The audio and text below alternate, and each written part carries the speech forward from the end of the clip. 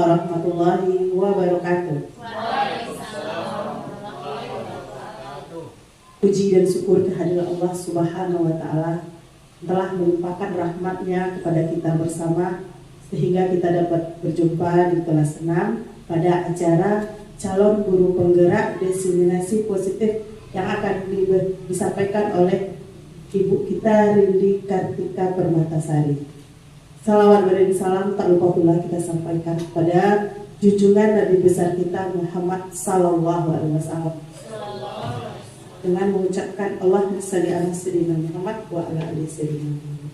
Yang terhormat Kepala Sekolah SDN 13 Muaro, Pak Witriadi SPD, dan terhormat kepada Ibu Rindi selaku calon guru penggerak. Seterusnya kepada Bapak Ibu Wali kelas 1 sampai kelas 6 di SDN 13 Muaro. Baiklah, acara pembukaan yang sedang berlangsung, marilah kita menyanyikan lagu Indonesia Raya untuk menikmati acara pada siang hari ini. Kepada peserta wali kelas 1 sampai kelas 6 untuk dimohonkan berdiri.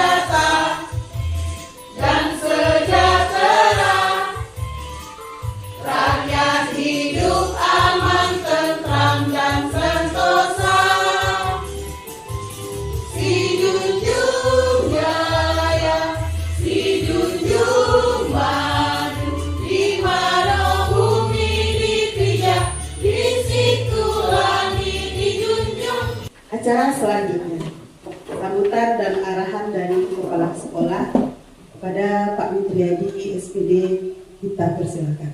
Ibu-ibu dan bapak-bapak majelis guru yang hadir di ruangan ini, yang ikut mengikuti kegiatan ini, insyaallah ya kami dalam yang lancar. Pertama sekali marilah kita mengucapkan puji dan syukur kehadirat Allah Subhanahu wa Ta'ala, yang mana pada hari ini kita masih dilimpahkan rahmat dan karunia-Nya hingga kita dapat hadir di ruang kelas 6 dalam rangka acara diseminasi budaya positif dalam rangka pelaksanaan tugas daripada calon guru penggerak pada angkatan ke-10. Dan di samping itu selawat dan salam juga dilakukan kepada junjungan kita, yakni besar Muhammad Sallallahu Alaihi Wasallam, yang telah membawa umatnya dari alam jahiliyah kepada alam yang penuh peradaban seperti yang kita rasakan pada hari ini. Bapak Ibu yang kami hormati, pada hari ini kita mengikuti kegiatan salah satu tugas yang tak kalah pentingnya yang dilaksanakan oleh calon guru penggerak, yang mana ini adalah judulnya adalah diseminasi budaya positif. Boleh ya, yang mana ini adalah salah satu kegiatan yang sangat penting dan berguna sekali bagi pembekalan bagi guru penggerak, karena budaya positif adalah salah satu yang berhubungan dengan tupoksi kita, artinya yang berhubungan dengan kinerja kita. Bahkan di dalam kinerja kita, budaya positif ini kita angkat setinggi-tingginya. Nah, baiklah Ibu-ibu sekalian, Bapak sekalian, mari kita ikuti kegiatan ini dengan sebaik mungkin. Kita ambil positifnya, karena budaya positif ya. Kita ambil positifnya, negatifnya kita buang jauh-jauh. Ya Bapak Ibu. Nah, di dalam mana ini adalah menambah pengetahuan kita dan mengembangkan karir kita, terutama bagi Bapak Ibu yang belum mengikuti kegiatan ini. Harapan kami sebagai kepala sekolah, mudah-mudahan kegiatan ini ada positifnya dan dapat dicontoh, mudah-mudahan untuk tahun berikutnya atau angkatan-angkatan berikutnya bagi Bapak Ibu yang belum lolos dalam kegiatan guru penggerak agar dapat mengikuti dengan baik dan lolos dengan baik. Amin ya rabbal alamin. Ya, kepada Bu Rindi, terima kasih yang telah melaksanakan kegiatan ini, telah melakukan langkah kegiatannya sesuai dengan langkah-langkah yang dipelajari di dalam CGP. Ya, mudah-mudahan ini menjadi motivasi yang luar biasa sehingga kinerja Bu Rindi dari hari ke hari bertambah, ya, lebih baik. Nanti mudah-mudahan dapat melalui kegiatan-kegiatan daripada guru penggerak ini dengan baik, sehingga dalam jangka waktu yang ditetapkan dengan standarnya waktunya, mudah-mudahan Bu Rindi lulus dengan baik nantinya. Amin ya rabbal alamin. Jadi mungkin itu yang dapat kami sampaikan pada kesempatan ini, ya, terutama bagi guru penggerak yang memang sudah ada di sekolah kita dan yang belum. Nah, terutama yang muda-muda ya, yang usia muda, walaupun yang tua sudah terbuka pula kabarnya keren. Tidak ada. Dulu memang dibatasi. Apakah itu betul? Nanti kita tunggu. Jadi mungkin yang jelas yang muda-muda itu makna masa kerjanya, masa tugasnya masih panjang lagi. Ya, mari kita dukung bersama-sama kegiatan guru penggerak di sekolah kita. Akhirnya kami tutup dengan Assalamualaikum warahmatullahi wabarakatuh.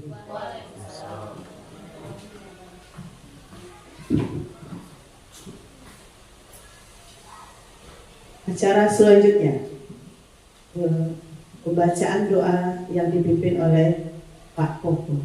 Kepada Pak Koko kami persilakan. Assalamualaikum warahmatullahi wabarakatuh. Waalaikumsalam warahmatullahi wabarakatuh. Mari kita awali dengan Ummul Quran Al-Fatihah.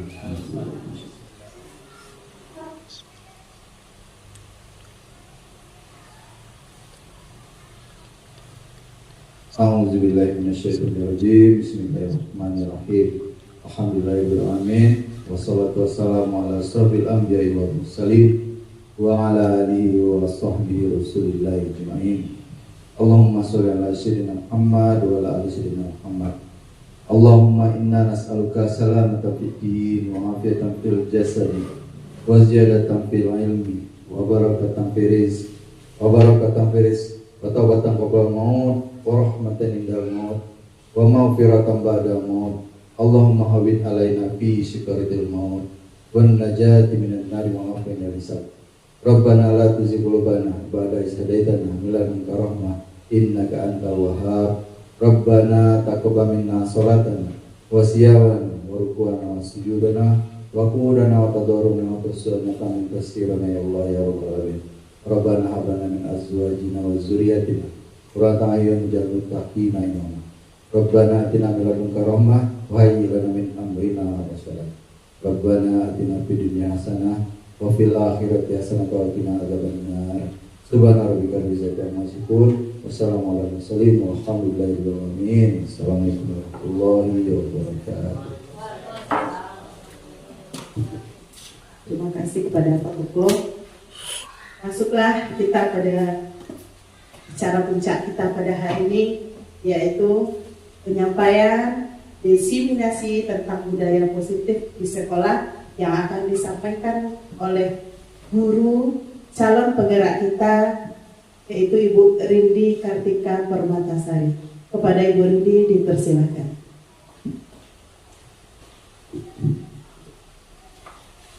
Kami ucapkan terima kasih kepada Ibu Moderator yang telah memberikan kesempatan untuk saya tampil di depan ini. Assalamualaikum warahmatullahi wabarakatuh. Alhamdulillahirrahmanirrahim. Puji syukur kita ucapkan kepada Allah Subhanahu wa Ta'ala yang telah memberikan rahmat dan hidayah pada kita semua, sehingga kita pada hari ini kembali berkumpul di sekolah yang kita cintai ini dalam keadaan sehat walafiat. Dan alhamdulillah pada kesempatan ini kita bersama dengan diiringi Bapak Kepala Sekolah dan teman-teman semua dalam rangka diseminasi penyebaran pemahaman tentang penerapan pengalaman tentang budaya positif. Bersama saya di sini Rindi Kartika Permatasari, calon guru penggerak angkatan 10 dari Kabupaten Sijujung. Dan salawat beri salam juga kita ucapkan untuk Nabi besar kita, Nabi besar Muhammad SAW, mengucapkan Allahumma sholli ala Muhammad wa ala ali Muhammad. Yang terhormat Bapak Kepala Sekolah Negeri 13 Muaro, yang sama-sama kita hormati majelis guru, pendidik dan tenaga kependidikan di SD Negeri 13 Muaro. Alhamdulillah pada siang hari ini saya mengucapkan terima kasih terlebih dahulu kepada Bapak Kepala Sekolah dan teman-teman rekan sejawat saya di SD Negeri 13 Muaro, tenaga pendidik dan tenaga kependidikan telah meluangkan waktunya untuk bisa berkumpul bersama di sini dalam rangka diseminasi tentang budaya positif. Ini adalah salah satu pemenuhan tugas saya sebagai calon guru penggerak angkatan 10. Mungkin tanpa Bapak Ibu di sini tugas saya belum apa-apa lagi Bapak Ibu. Ya, mungkin tanpa kehadiran Bapak Ibu di sini mungkin tidak akan berjalan tugas ini dengan baik. Tapi alhamdulillah berkat dukungan Bapak Ibu semua kita berkumpul di sini untuk melaksanakan kegiatan ini, semoga berjalan lancar dan sesuai dengan yang diharapkan. Terima kasih Bapak Ibu semua. Baik, langsung saja kita mulai. Di sini saya akan Pak. Ilmu belakang.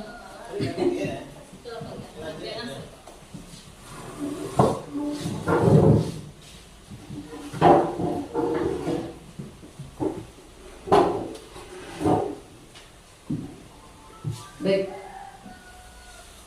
dalam kegiatan kali ini saya berada di sini Bapak Ibu dalam rangka menyebarkan pemahaman dan penerapan tentang pengalaman budaya positif, yang khususnya nanti akan kita kaitkan juga dengan penerapan budaya positif di sekolah kita. Mungkin di sini tidak asing lagi bagi kita tentang budaya positif ini kan Bapak Ibu. Sama-sama pernah kita dengar dan sama-sama pasti kita sudah terapkan. Namun di sini kita bersama menyegarkan kembali pengetahuan kita dan merefleksikan sejauh mana mungkin posisi diri kita seperti apa. Nanti kita bisa bersama-sama di sini dengan penyegaran pengetahuan baru, mungkin kita bisa merefleksikan ke depannya untuk berkaitan dengan tugas kita agar lebih baik lagi.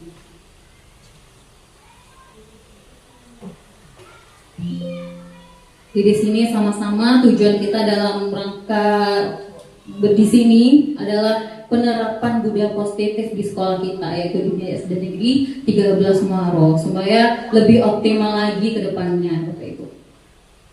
Nah, sebelum itu mungkin saya lebih bertanya kepada Bapak Ibu lebih dahulu. Ketika kita mendengar tentang budaya positif, apa yang terbayang oleh kita Bapak Ibu? Ketika kita mendengar tentang budaya positif, apa yang terbayang di ingat kita? Tidak ada Bapak Ibu yang bisa menyampaikan tentang budaya positif. Apa yang terbayang oleh kita ketika kita mendengar? Karakter yang baik yang harus ada pada anak. Karakter yang baik. Betul Bapak Ibu? Setuju? Setuju. Apa lagi yang terpikirkan oleh kita Bapak Ibu? Oh, karakter mungkin ini sudah semuanya, berarti berkaitan dengan sikap, sopan santun ya Bu Kiki ya. Kita setuju bahwa itu yang terbayang oleh kita ketika mendengar kata budaya positif. Sekarang, apakah budaya positif ini sangat penting diterapkan di sekolah kita Bapak Ibu? Sangat, harus ya, harus diterapkan. Karena seperti yang kita ketahui mungkin nilai tidak hanya berkenan dengan nilai yang harapan kita. Tujuan pendidikan kita itu adalah karakter ya Bapak Ibu. Seperti kita ketahui mungkin karakter kita dikenal dengan profil pelajar Pancasila, itulah harapan kita terwujud pada anak-anak kita nantinya. Lalu apa tujuan kita memahami dan menerapkan budaya positif ini Bapak Ibu? Nah, jadi tujuan kita memahami dan menerapkan budaya positif ini adalah kami menumbuhkan motivasi intrinsik dari diri siswa dan warga sekolah secara umum agar terbentuk murid-murid yang berkarakter, berdisiplin, santun, jujur, peduli, bertanggung jawab dan merupakan pembelajar sepanjang hayat sesuai dengan standar kompetensi lulusan yang diharapkan dan sesuai juga dengan profil pelajar Pancasila. Jadi inilah tujuan dari memahami dan menerapkan budaya positif ini Bapak Ibu. Di sini ada kita lihat kata kuncinya, motivasi intrinsik. Kira-kira itu motivasi seperti apa Bapak Ibu? Intrinsik, dari dalam diri anak-anak kita. Jadi itu intinya di sini kita menumbuhkan motivasi intrinsik ini untuk berbuat seperti ini, bertata karakter, berdisiplin, bertanggung jawab, itu berasal dari dalam dirinya, berdasarkan keyakinan dari dalam dirinya untuk berbuat seperti itu, bukan dengan paksaan, bukan karena takut kena hukum, bukan karena ingin dipuji, ya Bapak Ibu. Nah, jadi itu tujuan kita ini memotivasi intrinsik dari dalam diri siswa. Nah, untuk itu kita perlu memahami tentang konsep budaya positif.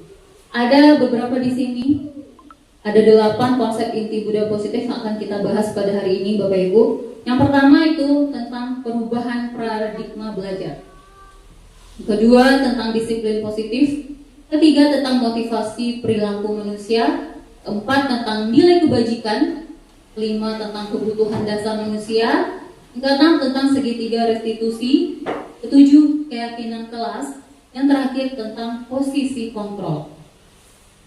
Itu yang akan kita bahas pada hari ini. Sekarang, pembelajaran paradigma baru. Nah, seperti yang kita pernah dengar, pasti Bapak Ibu sudah pernah mendengar ini. Ada istilah pembelajaran yang berpusat pada guru. Pernah dengar Bapak Ibu? Kira-kira seperti apa pembelajaran yang berpusat pada guru ini? Siapa Bapak Ibu? Boleh tunjuk tangan Bapak Ibu yang pernah. Menurut Bapak Ibu pembelajaran berpusat pada guru ini seperti apa?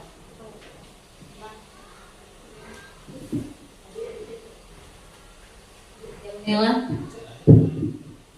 Seperti berpusat pada guru itu adalah berceramah di depan. Ya. Setuju Bapak Ibu? Berpusat pada guru berarti berceramah. Nah, guru itu kebanyakan berceramah di depan. Jadi siswa hanya memperhatikan guru. Siswa kita duduk dan guru kita berceramah. Nah, jadi itu contoh ya, salah satu contoh siswa pembelajaran yang berpusat pada guru. Ada lagi Bapak Ibu seperti apa? Bu Kiki silakan. Pembelajaran berpusat pada guru ini yaitu pembelajaran yang model lama Bapak Ibu. Yaitu pembelajaran yang apa kehendak guru, begitu anak jadinya. Jadi kalau pembelajaran sekarang sudah pembelajaran yang berpihak pada murid, apa keinginan anak, bagaimana cara belajar anak itu yang harus dikembangkan. Sedangkan pembelajaran berpusat pada guru, bagaimana guru itulah yang berkuasa di dalam kelas Ibu. Jadi ya yang pertama metodenya juga banyak berceramah. Setelah itu sedikit sekali yang diskusinya. Setelah itu pembelajarannya sebanyak yang monoton. Begitu Bu. Terima kasih. Baik, luar biasa sekali jawaban dari Bu Kiki. Benar sekali Bu Kiki, pembelajaran berpusat pada guru ini lebih ke gurunya yang lebih aktif menerangkan pembelajaran di depan dengan metode ceramah, ya kan? Mungkin seperti itu. Nah, tapi setelah kita lihat di sini pembelajaran paradigma baru itu seperti apa ya seharusnya. Jadi yang kita harapkan adanya perubahan tentang pembelajaran kita seperti apa, dari yang berpusat pada guru ke pembelajaran yang berpihak pada murid. Ya, jadi kita harapkan di sini dengan pembelajaran adanya perubahan paradigma pembelajaran kita dari yang beralih dari berpusat pada guru menjadi pembelajaran yang berpihak pada murid. Ini dengan apa? Dengan mempertimbangkan kodrat alam dan zamannya, dan pembelajaran dirancang dengan prinsip diferensiasi, sehingga peserta didik ini dapat belajar sesuai dengan kebutuhannya dan berdasarkan tahap perkembangan juga, yang tujuannya adalah untuk mewujudkan profil pelajar Pancasila. Jadi ini tujuan kita. Hendaknya dengan ini nantinya kita mungkin yang masih mungkin kita tanpa disadari kita masih mengamalkan pendidikan yang hanya berpusat pada guru. Lama-lama kita sudah belajar berubah menjadi pembelajaran yang berpihak kepada murid. Artinya intinya sesuai dengan kebutuhan murid dan sesuai dengan kodrat alam dan zamannya ini. Kalau zaman dahulu mungkin kita pada saat kita sekolah ya Bapak Ibu, kebanyakan guru kita mengamati guru berbicara di depan, disuruh menulis, mencatat. Ya, tapi itu yang diharapkan pada zaman ini. Kita tidak sama dengan anak kita zaman dahulu. Kalau kita dulu kalau belajar itu ya belajar ya Bapak Ibu. Tapi kalau hari ini perkembangan teknologi yang sangat luar biasa, tentunya ada dampak positifnya dan sangat juga ada dampak negatifnya. Jadi di sini bagaimana kita bisa menuruti perkembangan zaman tadi yang anak-anak kita ini luar biasa, sangat banyak pengetahuannya. Tapi disinilah peran kita sebagai guru biar bisa mengkondisikan anak kita untuk beradaptasi dengan perubahan zaman tadi. Nah, ini sesuai dengan tujuan pendidikan tadi, profil pelajar Pancasila. Pertama itu beriman dan bertakwa kepada Tuhan Yang Maha Esa dan berakhlak mulia. Seperti apa kira-kira beriman bertakwa itu Bapak Ibu yang kita harapkan dari anak kita? Berarti apa Bu, Bapak Ibu? Beriman dan bertakwa. Gimana Bu Nela? Pandai sholat. Bisa sholat, bisa mengaji, dan mengerjakannya setiap waktu. Ya, betul sekali Bu Nela. Pandai sholat itu bagi kita, anak kita yang beragama Muslim, ya itu intinya pelajar ini berakhlak dalam hubungannya dengan Tuhannya. Dalam memahami ajaran agama dan menerapkan dalam kehidupannya sehari-hari. Itu yang kita kenal kalau dalam agama kita, beriman dan bertakwa tadi ya Bapak Ibu. Ya, itu tujuan pertama. Yang kedua, profil pelajar Pancasila adalah berkebinekaan global. Seperti apa berkebinekaan global ini? Yaitu pelajar yang mempertahankan budaya luhur, lokalitas dan identitasnya, dan tetap berpikiran terbuka dalam berintegrasi terhadap budaya lain.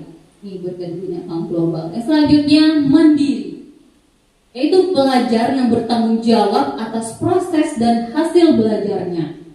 Selanjutnya karakter bernalar kritis, yaitu pelajar yang bernalar kritis mampu secara objektif memproses informasi baik kualitatif maupun kuantitatif. Dan lanjut bergotong royong, pelajar yang memiliki kemampuan untuk melakukan kegiatan bersama-sama dengan sukarela, ini berkolaborasi. Yang selanjutnya kreatif. Seperti apa kreatif? Yaitu pelajar yang kreatif mampu memodifikasi dan menghasilkan sesuatu yang orisinil, bermakna, bermanfaat, dan berdampak.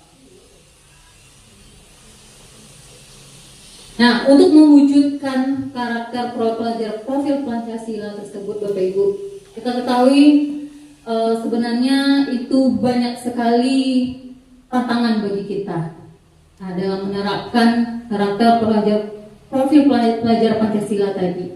Namun pada keseharian kita tanpa disadari, kita ditemukan oleh istilahnya miskonsepsi pada teori kontrol, Bapak Ibu. Miskonsepsi pertama adalah ilusi guru mengontrol murid. Nah, pertama, ilusi guru mengontrol murid. Bagaimana maksudnya ini, Bapak Ibu? Pertama, mengontrol murid itu saat kita mengontrol murid seperti apa kira-kira, Bapak Ibu? Contohnya misalnya, saat anak melakukan kesalahan, kita berikan bujukan, bahkan memaksa, bahkan dengan nasihat. Saat itu mungkin anak bisa berubah. Tapi dengan sebenarnya saat kita mengontrol murid itu, anak itu dia menerima bahwa saat itu dia menerima bahwa dia bersedia dikontrol oleh gurunya. Tapi pada saat di lain kesempatan, apakah kita yakin anak tersebut tidak mengulanginya lagi, Bapak Ibu? Ya, mungkin tidak ya, Bapak Ibu. Tapi sebenarnya yang kita intikan di situ adalah motivasi intrinsik dari anak itu. Tidak perlu teguran, tidak perlu paksaan, tidak perlu bujukan. Anak itu dan sadar dari dalam dirinya untuk bisa berperilaku yang baik. Itu ilusinya. Yang kedua, ilusi bahwa semua penguatan positif itu efektif dan bermanfaat. Penguatan positif di sini seperti apa, Bapak? Itu seperti bujukan, contohnya bujukan. Ayolah nak, seperti itu, jangan main-main lagi. Ayo, bagus perilakunya, gitu. Robah lagi perilakunya. Pada saat itu juga seperti itu, kita berhasil mengontrol anak kan mungkin, tapi ternyata di lain kesempatan mungkin dia akan, kalau gurunya tidak ada, dia akan berbuat lagi, mengulang lagi kesalahannya. Yang ketiga, ilusi bahwa orang dewasa berhak memaksa. Kadang mungkin tidak hanya ke murid, bisa jadi ke anak kita di sini, Bapak Ibu, kita akan memaksa anak kita ya. Tapi ternyata pada saat kita memaksa, ya anak itu ingin melakukan seperti yang kita kehendaki, tapi akan menimbulkan, tidak kita sadari, itu akan menimbulkan dongkol, ya, paksaan, karena dia melakukannya dengan terpaksa. Artinya tumbuhlah dendam, dongkol, dan melawan. Nah, itu yang terjadi. Selanjutnya, ilusi bahwa kritik dan membuat rasa bersalah itu mampu menguatkan karakter. Nih, membuat rasa bersalah dan kritik. Saat kita mengkritik anak, mungkin itu yang harus kita perhatikan. Kalau kita sendiri, kita aplikasikan ke diri kita sendiri, kita senang nggak, Bapak Ibu, kalau dikritik? Mungkin butuh cara kesabaran ekstra untuk menerimanya, Bapak Ibu. Tapi kritik seperti apa yang diharapkan? Yaitu kritik yang membangun, diucapkan dengan cara yang lembut, dengan agar anak itu sadar dan menyadari kesalahan dia. Dan rasa bersalah tadi seperti itu ya. Jadi seperti itulah miskonsepsi tentang teori kontrol. Nah, ini ada perubahan paradigma stimulus respon ke pendekatan teori kontrol. Karena realitas atau kebutuhan itu kita sama. Nah, mungkin yang selamanya seperti kata Ibu Kiki tadi, kita mengajar mungkin yang zaman berpusat pada guru ini, bagaimana pembelajaran itu sesuai dengan yang dikehendaki guru ya Bu Kiki. Ternyata apa hasilnya? Ada anak yang bergelut, mungkin ada anak yang main-main. Nah, itulah dampaknya. Nah, karena kita menganggap kebutuhan kita itu sama. Tapi ternyata apa, Bapak Ibu? Realitasnya kebutuhan itu kita berbeda-beda. Jadi kebutuhan anak kita itu yang jumlahnya mungkin sampai 30 orang itu kebutuhannya berbeda-beda, Bapak Ibu. Yang kedua, semua orang melihat hal yang sama. Tapi sejatinya setiap orang itu memiliki gambaran yang berbeda. Jadi ini berkaitan dengan sudut pandang gitu ya Bapak Ibu. Setiap orang pasti memiliki sudut pandang yang berbeda. Selanjutnya kita mencoba mengubah orang agar berpandangan sama dengan kita. Tapi sejatinya kita itu berusaha memahami pandangan orang lain tentang dunia. Ya, kita tidak bisa mengubah orang agar berpandangan yang sama dengan kita, tapi sejatinya itu kita yang berusaha memahami pandangan orang tersebut. Selanjutnya, perilaku buruk dilihat sebagai suatu kesalahan. Nah, tapi sejatinya semua perilaku memiliki tujuan. Jadi anak melakukan kesalahan itu jangan kita cap sebagai orang yang gagal, tapi kita telusuri kira-kira apa tujuannya, apa masalahnya, latar belakangnya kenapa dia bisa melakukan kesalahan. Itulah Bapak. Selanjutnya, orang lain bisa mengontrol saya, padahal sejatinya hanya Andalah yang bisa mengontrol diri kita sendiri. Jadi hanya kita yang bisa mengontrol diri kita sendiri. Selanjutnya, saya bisa mengontrol orang lain, padahal Anda tidak bisa mengontrol orang lain. Selanjutnya, pemaksaan ada pada saat bujukan gagal. Jadi kita biasanya memaksa kalau kita tidak berhasil bujuk anak kita ya Bapak Ibu, tapi pada dasarnya pemaksaan itu adalah bujukan yang gagal. Yang betulnya bagaimana seperti apa? Kolaborasi dan konsensus menciptakan pilihan baru.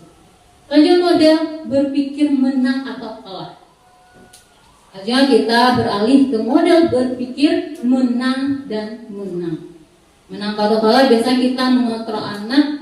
Pada saat kita mengatasi anak yang sedang bermasalah, mungkin kita menyalahkan dia, tapi itu yang akan berdampak tadi, menang atau kalah. Anak merasa dirinya itu gagal setelah itu. Tapi bagaimana supaya kita bisa berpikir menang dan menang? Sama-sama menang, artinya anak sadar dengan kesalahannya dan yakin dari dalam dirinya sendiri untuk tidak berbuat lagi kesalahan tersebut. Itulah yang menang dan menang. Nah, disiplin positif itu berasal dari kata disiplina yang artinya belajar. Disiplin ini mengacu pada disiplin diri yang memiliki tanggung jawab terhadap apa yang dilakukannya berdasarkan nilai-nilai yang diyakini. Dan disiplin positif ini merupakan salah satu cara penerapan disiplin yang bertujuan menanamkan motivasi atau kesadaran pada murid untuk menjadi orang yang mereka inginkan dan menghargai diri sendiri dengan nilai-nilai yang mereka percaya. Jadi di sini kita belajar disiplin positif ini Bapak Ibu untuk merubah paradigma kita agar bagaimana anak itu bisa memotivasi dirinya dari dalam dirinya sendiri untuk bisa bertanggung jawab dan sesuai dengan karakter pelajaran Pancasila. Intinya ini tanpa pengaruh hukuman ataupun penghargaan. Jadi dia berbuat baik itu bukan takut dihukum, bukan ingin berbuat baik bukan ingin pujian, tapi benar-benar dia berdasarkan keyakinan dia bahwa itulah nilai yang mereka percaya dan ingin mereka capai. Itulah Bapak tentang disiplin positif. Nah, sebagai pendidik, ini tujuan kita adalah menciptakan murid yang memiliki disiplin diri sehingga mereka berperilaku mengacu pada nilai kebajikan universal dan memiliki motivasi intrinsik dalam perubahan perilaku ke arah yang lebih baik lagi. Nah, nilai kebajikan seperti apa Bapak Ibu? Nilai kebajikan itu adalah nilai yang disepakati bersama, lepas dari suku bangsa, agama, bahasa maupun latar belakang yang merupakan fondasi kita dalam berperilaku. Nilai kebajikan ini adalah sifat positif manusia yang merupakan tujuan mulia yang ingin dicapai setiap individu. Dengan mengaitkan nilai-nilai kebajikan yang diyakini seseorang, maka motivasi intrinsiknya akan terbangun sehingga menggerakkan motivasi dari dalam untuk dapat mencapai tujuan mulia yang diinginkan. Jadi nilai kebajikan yang seperti apa yang ingin kita capai, yaitu nilai yang kita kenal dengan profil pelajar Pancasila. Nah, selanjutnya kita membahas tentang kebutuhan dasar manusia. Di seluruh tindakan manusia ini memiliki tujuan tertentu. Semua yang kita lakukan adalah usaha terbaik kita untuk mendapatkan apa yang kita inginkan. Ketika kita mendapatkan apa yang kita inginkan, sebetulnya saat itu kita sedang memenuhi satu atau lebih dari kebutuhan dasar kita.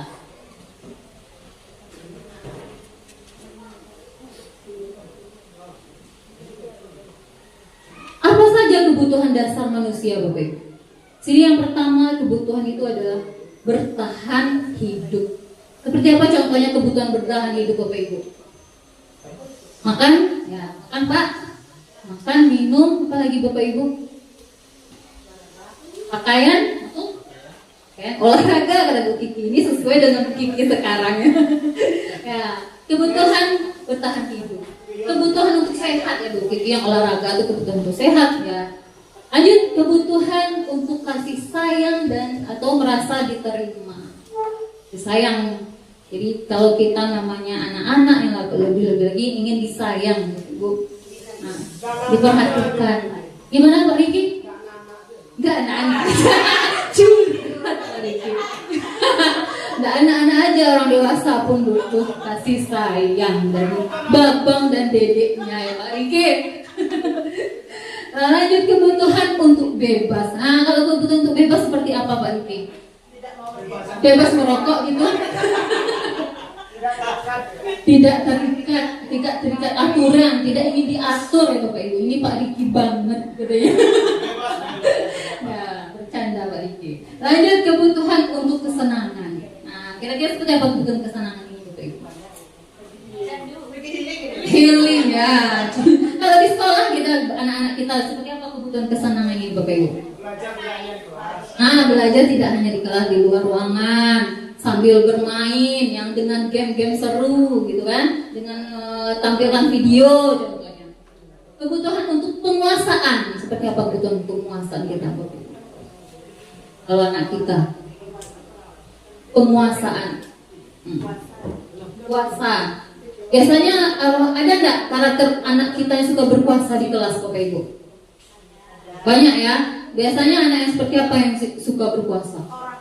Orang kaya, ya katanya bapaknya kaya, ya. Atau yang bagaimana? Ya tuh merasa pintar juga ada ya. Tapi ya seperti itulah yang perlu kita ubah ya Bapak Ibu. Itu cita-cita kita bersama di sini. Nah, jadi ketika anak itu merasa membuat kesalahan, nih murid melakukan suatu perbuatan yang bertentangan dengan nilai-nilai kebajikan atau melanggar peraturan, itu artinya sebenarnya murid itu telah gagal memenuhi kebutuhan dasar mereka.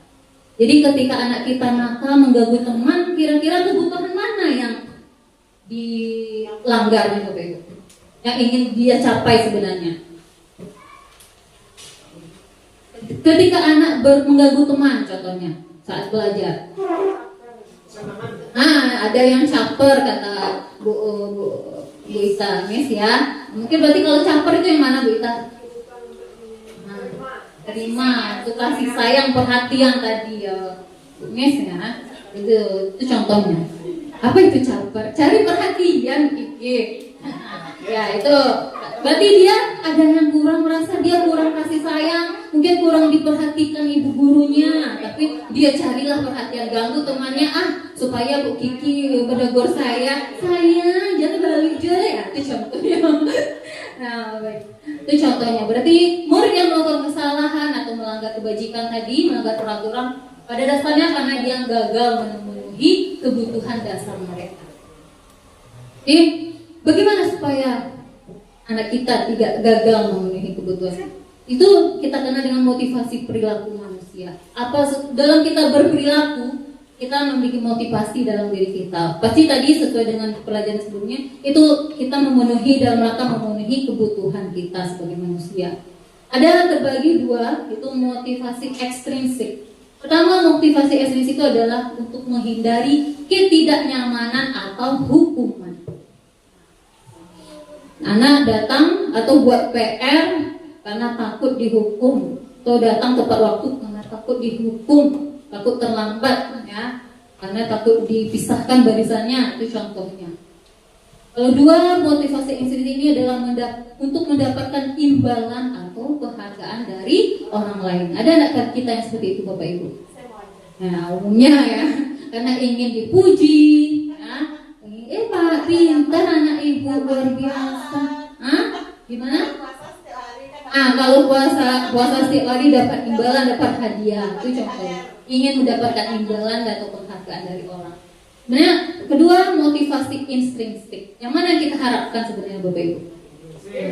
Seperti apa motivasi intrinsik?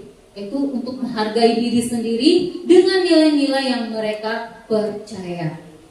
Jadi kalau contohnya tadi ingin puasa karena biar dapat imbalan, dapat hadiah, dapat THR yang banyak, itu karena imbalan tadi. Tapi kalau dia motivasi intrinsik dari diri dia sendiri, bagaimana Bapak Ibu?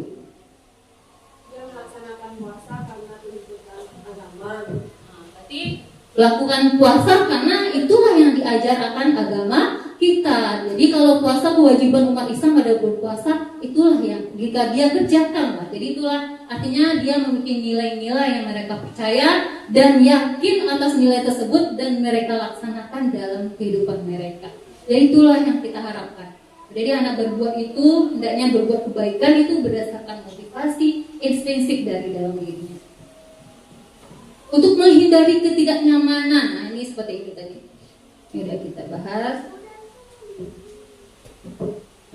Jadi kalau untuk menghindari ketidaknyamanan atau hukuman tadi, ini adalah tingkat terendah dari motivasi perilaku manusia, Bapak Ibu. Biasanya orang yang motivasi perilakunya untuk menghindari hukuman atau ketidaknyamanan ini akan bertanya, apa yang akan terjadi apabila saya tidak melakukannya? Sebenarnya mereka sedang menghindari permasalahan yang mungkin muncul dan berpengaruh pada mereka secara fisik, psikologis maupun tidak terpenuhinya kebutuhan mereka. Bila mereka tidak melakukan tindakan tersebut, jadi dia berpikir, kalau saya tidak ini gimana? Apa yang terjadi pada saya? Kan tidak apa-apa, gitu kan? Jadi dia ini untuk menghindari ketidaknyamanan atau hukuman. Yang kedua, mendapatkan imbalan atau penghargaan. Ini satu tingkat di atas motivasi yang pertama. Nah, di sini orangnya berperilaku untuk mendapatkan imbalan atau penghargaan dari orang. Tapi ada motivasi untuk berbuat baik, tapi ada imbalannya. Jadi mereka melakukan sesuatu untuk mendapatkan hadiah, pengakuan atau imbalan. Nah, yang kita harapkan di sini seperti ini mungkin Bapak Ibu. Yaitu motivasi intrinsik tadi, menghargai diri sendiri dengan nilai-nilai yang mereka percaya. Orang yang dengan motivasi ini akan bertanya, akan menjadi orang yang seperti apa kita atau saya dalam saat melakukannya. Jadi mereka ini melakukan sesuatu itu karena nilai yang mereka yakini dan hargai. Dan mereka melakukannya karena mereka ingin menjadi orang yang melakukan nilai-nilai yang mereka yakini tersebut. Tentang kebutuhan untuk menghargai diri sendiri tadi. Nah, selanjutnya tentang hukuman dan konsekuensi dan restitusi. Saat anak berbuat kesalahan atau melanggar peraturan, biasanya kita berikan apa Bapak Ibu? Nah, hukuman. Ya, itu ada istilah hukuman. Ada lagi namanya konsekuensi dan restitusi. Apa ini? Apakah sama atau berbeda ketiga istilah ini Bapak Ibu? Nah, mungkin kita pernah dengar. Mari kita amati bersama. Yang hukuman itu yang bagaimana? Hukuman itu bersifat tidak terencana atau tiba-tiba, bersifat satu arah tanpa kesepakatan, dapat menyakiti fisik atau psikis. Contohnya ini, murid telat diberi hukuman lari keliling lapangan. Ada kita pernah melaksanakan seperti ini Bapak Ibu? Mungkin pernah ya. Babang pernah Bang? Nah, lanjut sekarang bagaimana Babang? Tidak ada lari-lari. Nah, kita bahas yang kedua ini. Konsekuensi. Seperti apa konsekuensi ini? Sudah terencana atau sudah disepakati dan sudah dibahas dan disetujui oleh murid dan guru. Apa contohnya? Murid diminta membersihkan coretan yang ditulis di meja. Ini konsekuensi. Biasanya itu sudah disepakati. Kalau ada yang coret meja, bagaimana Ananda? Bersihkan kembali Bu. Jadi sudah disepakati. Jadi kalau dia melanggar, tercoret mejanya, dia bersihkan sendiri. Itu contohnya. Yang restitusi yang bagaimana? Kalau restitusi ini mengajak murid berefleksi tentang apa yang dapat mereka lakukan untuk memperbaiki kesalahan mereka sehingga mereka menjadi pribadi yang lebih baik lagi dan menghargai diri. Jadi kalau ini bedanya, murid ini berefleksi apa yang telah mereka lakukan dan apa upaya mereka untuk memperbaiki kesalahannya. Ini anak yang menyadari sendiri kesalahan tersebut ya Bapak Ibu. Seperti itu tentang restitusi. Baik Bapak Ibu, itulah tentang hukuman, konsekuensi, dan restitusi. Nah, seperti tadi kita yang bahas tentang hukuman, konsekuensi, dan restitusi, apa lagi bedanya? Ini kalau pada pemberian hukuman itu anak berada pada identitas gagal, sedangkan identitas sukses itu berada saat kita memberikan konsekuensi dan restitusi pada anak untuk tujuannya untuk meningkatkan disiplin. Seperti apa hukuman, perbedaannya masing-masing Bapak Ibu? Ini pertama tentang murid atau anak belajar menyembunyikan kesalahannya. Itu kalau diberikan hukuman. Ya, kalau kita tanya anak itu umumnya dia langsung jujur atau bagaimana Bapak Ibu? Ada bohong-bohongnya dulu ya Bapak, ada dramanya dulu ya. Itu karena dia tadi takut dihukum, nah, dia sembunyikanlah kesalahannya. Dengan konsekuensi ini, murid anak belajar taat peraturan. Itu seperti tadi yang mencoret meja tadi contohnya. Nah, dengan konsekuensi yang telah disepakati, anak akan belajar karena tahu ruginya kalau mencoret meja, dia akan membersihkan sendiri. Karena jadi dia belajar untuk taat peraturan. Kalau restitusi bagaimana? Jadi murid belajar memecahkan masalahnya. Nah, jadi dengan restitusi murid memecahkan masalahnya. Lanjut, mencoba mengontrol anak dengan penguatan negatif atau membayar impas kesalahan. Saat kita memberi hukuman, kita berikan sanksi atau hukuman, kita anggap itu membayar impas kesalahannya tadi. Tapi yang seharusnya bagaimana? Kita buatlah anak mencoba mengontrol anak dengan penguatan positif.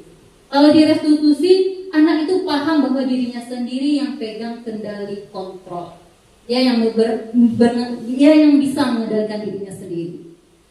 Dan hukuman tadi dampak pada muridnya apa? Murid mungkin akan marah, bahkan bisa merasa bersalah. Tapi setelah merasa bersalah, dia merasa rendah diri, mengasingkan diri, karena dia menganggap dirinya itu gagal. Tapi saat kita memberikan konsekuensi, anak itu seperti ini kehilangan hak, waktu jedanya seorang diri, dan penahanan. Itu dampaknya.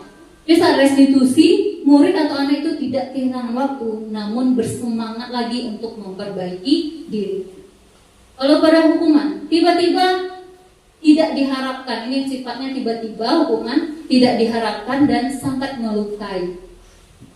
Namun konsekuensi sudah diketahui masuk akal, dan pada restitusi berupa undangan untuk mengadakan restitusi.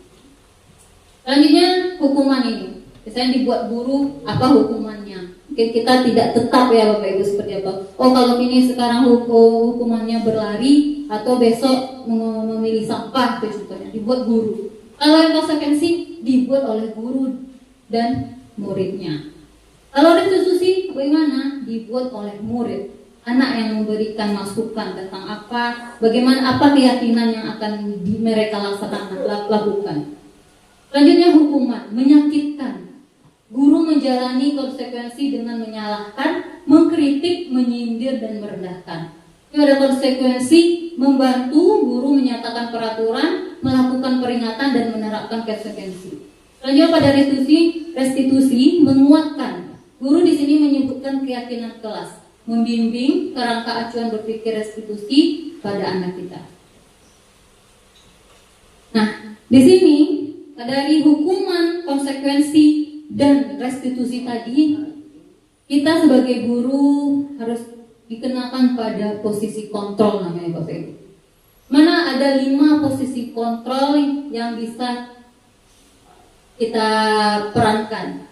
Ini pertama sebagai penghukum, yang kedua di atas itu sebagai pembuat rasa bersalah, yang ketiga sebagai posisi teman, dan keempat posisi pemantau, dan terakhir posisi manajer. Seperti apa posisi kelima tersebut bedanya? Mari kita perhatikan video berikut ini.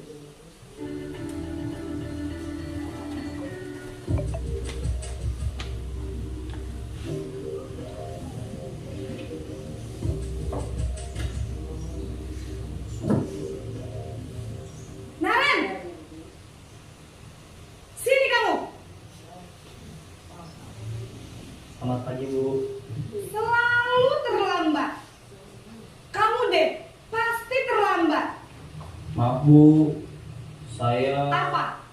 Apa coba? Alasan kamu apa lagi? Kapan sih kamu tidak terlambat? Malas sekali ya kamu jadi anak. Saya... Dasar pemalas. Gak kapok-kapok sih kamu. Sudah berapa kali terlambat? Sana, kamu keliling lapangan basket 2 kali. Kenapa saya harus keliling lapangan basket, Bu? Kenapa? Kamu melawan ibu? Berani-beraninya jawab. Sudah terlambat, masih berani jawab pula. Sekarang, keliling lapangan basket 5 kali sekalian. Biar kapok. Cepat. Pergi sana ke lapangan basket.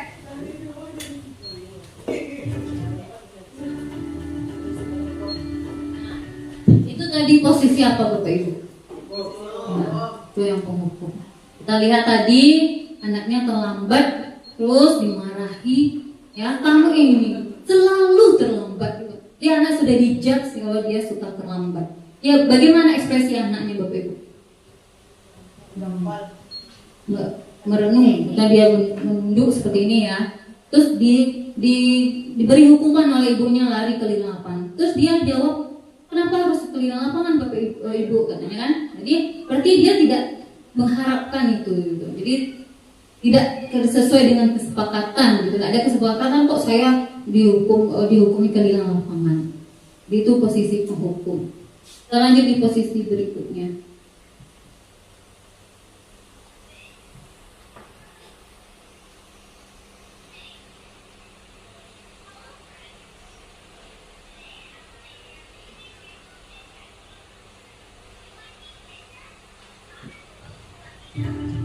Kedua, posisi pembuat merasa bersalah.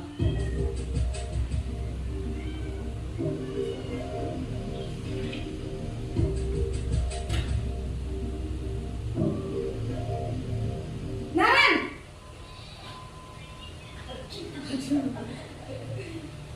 Selamat pagi, Bu.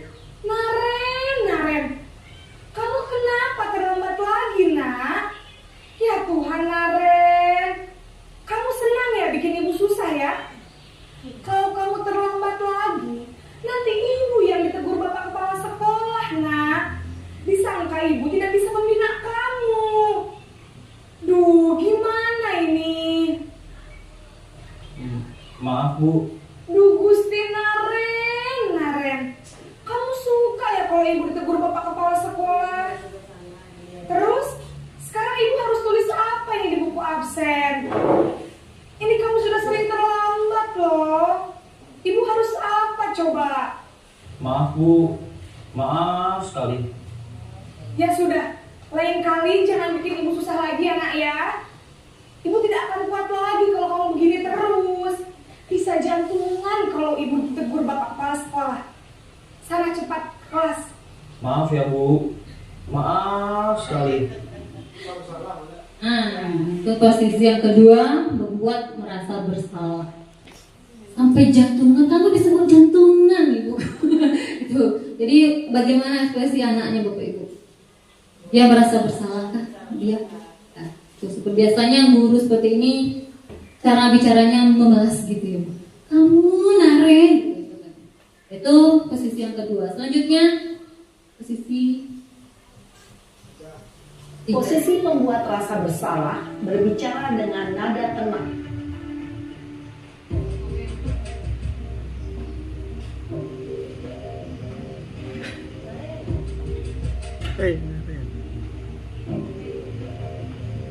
Naren!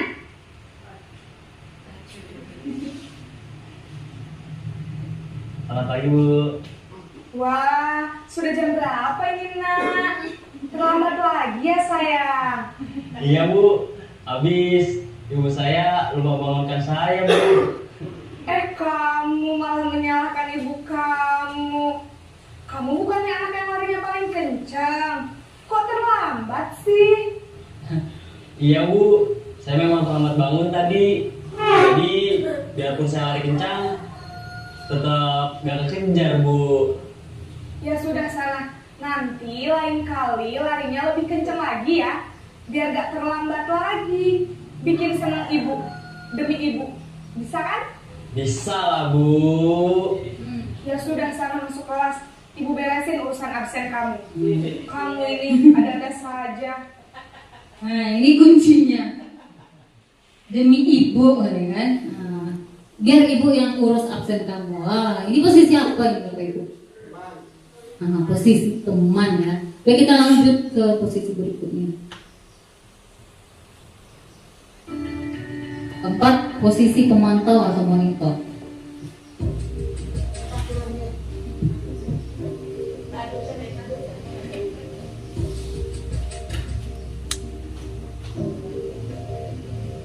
Naren!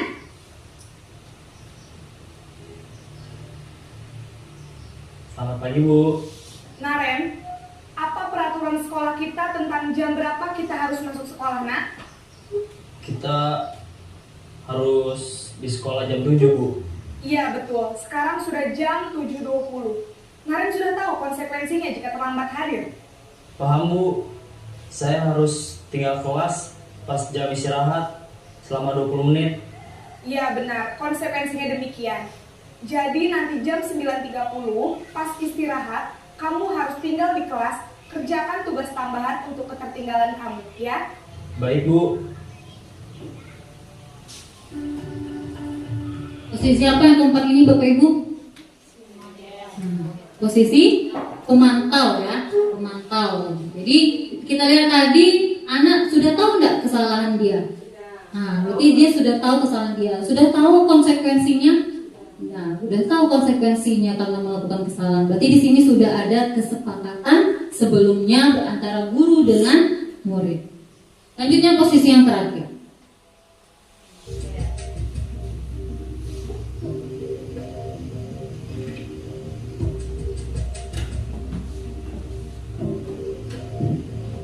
Naren!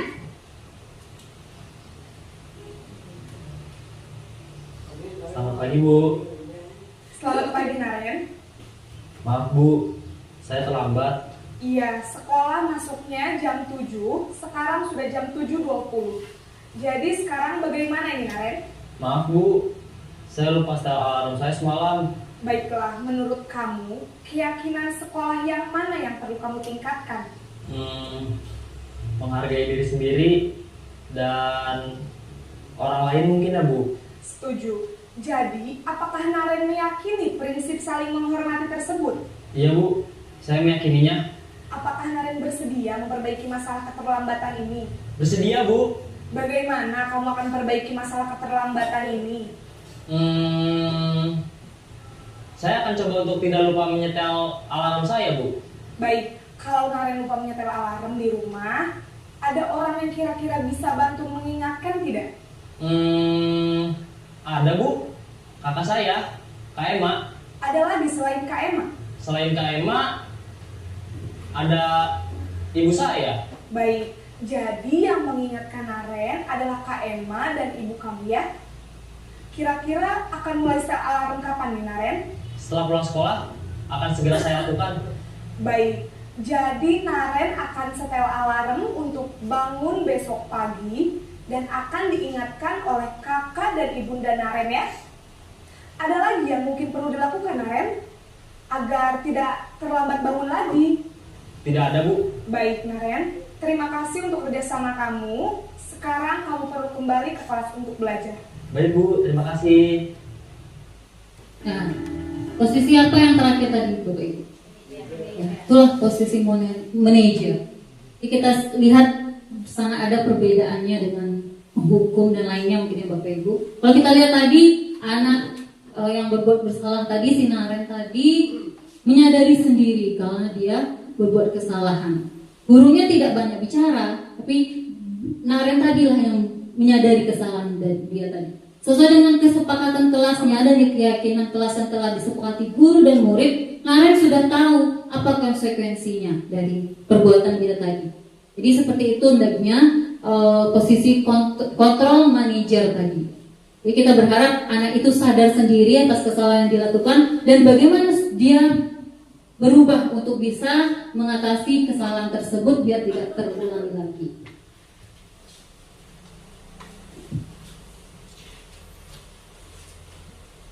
Nah, Ini perbedaannya Bapak Ibu. Kalau antara penghukum, pembuat merasa bersalah, posisi teman, pemantau, dan manajer, guru ini berbuat seperti apa? Kalau pada posisi penghukum, guru menghardik, menunjuk-nunjuk, menyakiti, dan menyindir. Ya tadi kan, itu contoh yang dicontohkan Naren tadi. Kamu ini selalu terlambat, gitu kan? Itu contoh posisi penghukum. Kedua, pembuat merasa bersalah. Guru lebih berceramah, menunjukkan kekecewaan yang mendalam kepada si murid. Dan pada posisi teman, membuat alasan untuk murid-muridnya, bahkan bisa atasi aman itu. Kalau absennya ibu atasi katanya tadi ya, posisi teman. Lanjutnya posisi pemantau. Ini posisi guru berbuat menghitung dan mengukur seperti apa konsekuensi yang akan dilakukannya. Lanjut posisi manajer, ini mengajukan pertanyaan-pertanyaan itu yang dibuat oleh guru. Hanya guru berkata, apa dikatakan guru saat berada di posisi penghukum ini? Kalau kamu tidak melakukannya, saya akan titik-titik. Kalau kamu terlambat, akan kamu seperti ini, saya akan kena hukuman gitu ya, berlari seperti tadi, lari ke lapangan. Selanjutnya, bagaimana guru berkata, kamu sudah mengecewakan bapak ibu. Ini pada pembuat merasa bersalah. Lanjut posisi teman, lakukan ini demi ibu ya, kata tadi kan. Ya sudah, nanti bapak ibu bantu bereskan. Yang pada posisi pemantau, apa peraturannya, apa konsekuensinya, dan apa yang telah kamu lakukan, dan apa yang terjadi sekarang. Naren, itu contoh posisi pemantau. Dan terakhir posisi manajer, apa yang kita yakini. Dan apa yang kamu meyakini hal tersebut, kamu meyakininya, maukah kamu memperbaikinya? Kalau kamu memperbaikinya, jadi kira-kira tersebut akan menggambarkan apa tentang dirimu? Ini kata-kata yang bisa dikatakan oleh guru pada posisi manajer. Nah, sesuai dengan video tadi Bapak Ibu yang kita bahas tadi, sekarang posisi kontrol seperti apakah ini? Saat guru berbicara seperti ini, saya kecewa sekali dengan kamu. Posisi kontrol yang mana ini Bapak Ibu? Pembuat rasa bersalah. Oke. Selanjutnya, kamu tidak pernah benar melakukannya. Posisi kontrol yang mana ini Bapak Ibu?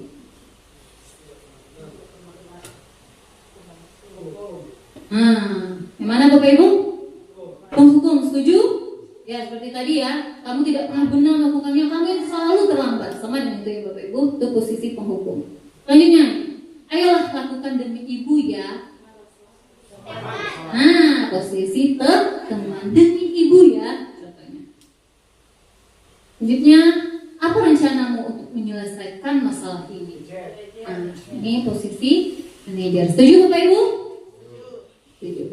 Masih ada satu lagi. Berapa kali sih saya sudah mengatakan kepada kamu? Penghukum. Nah, selanjutnya, tadi kalau kita lihat pada saat yang posisi manajer, anak sudah menyadari sendiri kesalahannya dan mengetahui apa konsekuensi dari kesalahan tersebut. Tadi berarti ada kesepakatan yang telah dibuat guru dan murid. Jadi guru nggak susah-susah Bapak Ibu. Jadi itulah perlunya keyakinan kelas. Mengapa keyakinan kelas? Mengapa bukan peraturan kelas? Apa bedanya Bapak Ibu? Kalau kita lihat dari katanya saja ini keyakinan, berasal dari kata yakin. Nilai-nilai yang diyakini oleh bersama guru dan murid ya Pak Riki, yaitu beda dengan peraturan. Kalau peraturan ini bagaimana Bapak Ibu? Sudah ada ya, sudah dibuat untuk dipatuhi. Bukan berdasarkan kesepakatan, bukan ya. Jadi beda dengan keyakinan kelas, itu berdasarkan kesepakatan yang telah diyakini bersama. Keyakinan kelas ini dibuat sebagai fondasi yang arah tujuan sebuah sekolah atau kelas yang akan menjadi landasan dalam memecahkan konflik atau permasalahan di dalam sebuah kelas. Jadi keyakinan kelas ini dibuat berdasarkan komitmen atau kesepakatan kelas, merumuskannya dengan kalimat positif. Di sini nilai kebajikan yang diyakini anggota kelas yang dirasa penting untuk diterapkan. Contohnya ini tentang pemakaian seragam sekolah. Pembentukan keyakinan kelas seperti apa? Pertama, keyakinan itu bersifat abstrak. Yang kedua, berupa pernyataan universal. Selanjutnya dibuat dalam pernyataan positif. Sedikit saja agar mudah diingat, tak perlu panjang-panjang. Lalu sesuai dengan kondisi kelas dan sekolah sehingga mudah diterapkan. Dan semua warga sekolah atau warga kelas dilibatkan saat membuat keyakinan kelas. Jadi seperti ini contohnya dengan kertas stick note, anak-anak menyampaikan masukannya terhadap keyakinan kelas. Nah, tadi pada kita lihat ketika kita dibuat anak berbuat kesalahan, kita dihadapkan dengan anak yang berbuat masalah. Jadi kita butuh memahami ini, Bapak Ibu. Namanya segitiga restitusi. Apa itu segitiga restitusi? Restitusi yaitu suatu proses dialog yang dijalankan guru atau orang tua agar menghasilkan murid yang mandiri dan bertanggung jawab. Murid akan memperbaiki kesalahan mereka sehingga mereka bisa kembali pada kelompok mereka dengan karakter yang lebih kuat. Kalau kita lihat pada posisi control manager tadi yang dilakukan ibu guru kepada Naren tadi, itu kita lihat tadi ada namanya validasi tindakan yang salah.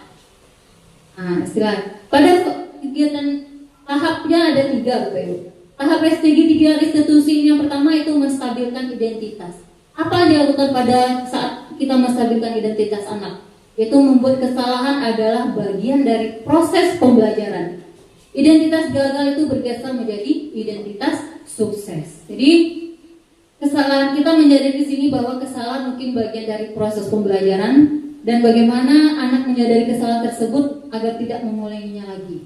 Yang kedua, tahapan validasi tindakan yang salah. Itu tentang mengenali alasan dari sebuah tindakan melakukan kesalahan. Apa alasannya mengapa mereka berbuat kesalahan? Yang ketiga, tahapan menyatakan keyakinan. Itu mengaitkan keyakinan dengan tindakan yang salah. Kemauan untuk memperbaiki masalah dan cara mengatasi masalah. Kalau kita lihat di sini pada tahap validasi tindakan, itu tahapannya kita menyatakan bahwa setiap orang pasti pernah melakukan kesalahan.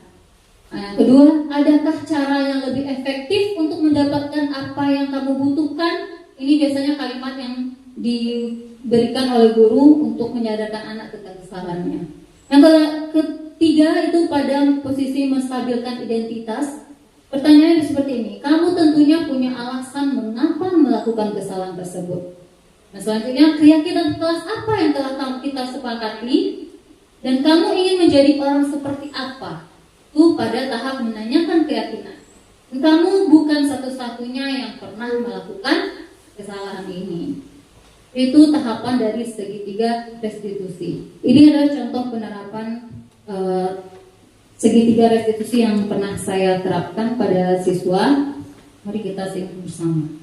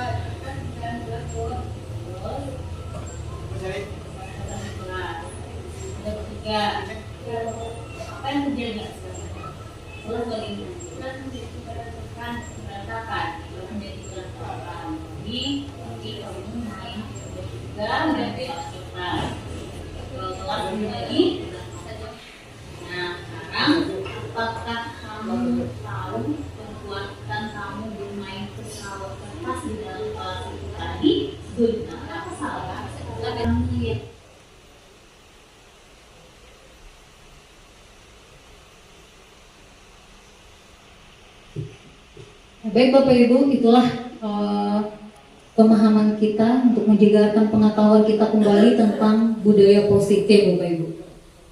Jadi di sini harapan kita dalam penerapan program disiplin positif, hendaknya kita sebagai pendidik memiliki standar kepribadian profesional dan sosial yang baik sebagai teladan yang mampu merefleksikan dirinya. dalam posisi controlling saat ini menuju proses perjalanan dirinya sebagai manajer.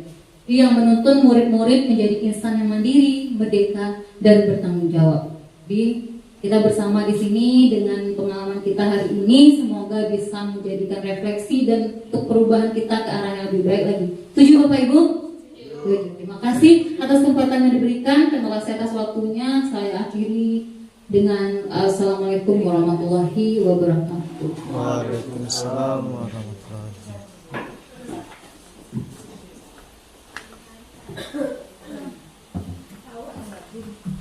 Terima kasih kita ucapkan kepada Bu Rini yang telah menyampaikan disiplin positif dan semoga ilmunya mendapatkan dan kita implementasikan pada kegiatan kita sehari-hari.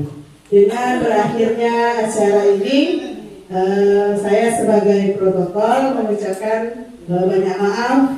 Wabillahi taufiq wal hidayah. Assalamualaikum warahmatullahi wabarakatuh. Waalaikumsalam.